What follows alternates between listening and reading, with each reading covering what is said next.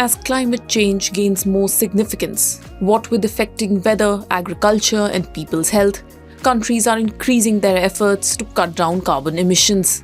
However, after the 2021 Glasgow Climate Change Summit, countries have agreed to achieve what is called net zero emissions, which doesn't reduce emissions directly but allows for neutralizing them as a net result.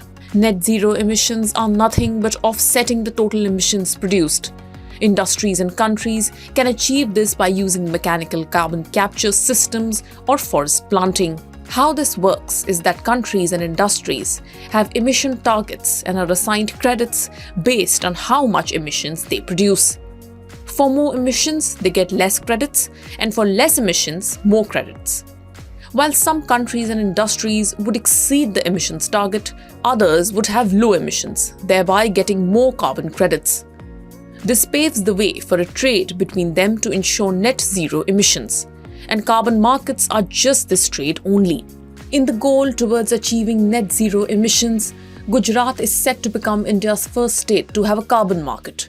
The Gujarat government on Monday signed an MOU with the Energy Policy Institute at the University of Chicago and Abdul Latif Jameel Poverty Action Lab to set up the carbon market. The city of Surat, which has a high number of polluting industries, will host India's first carbon market in order to achieve net zero emissions.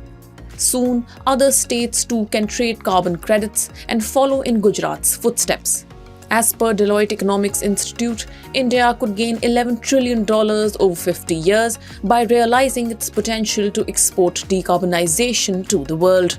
Although no global marketplace for carbon trading exists yet, several regional jurisdictions in the US, Singapore, and China have created their own markets for the exchange of carbon credits.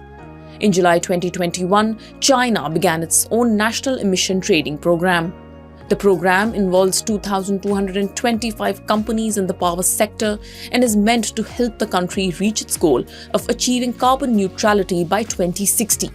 It is the world's largest carbon market. Before that, the European Union emissions trading system was the world's largest carbon trade market and is still considered the benchmark for carbon trading. Carbon market regulations encourage countries and industries to create and deploy emission-reducing technology and initiatives.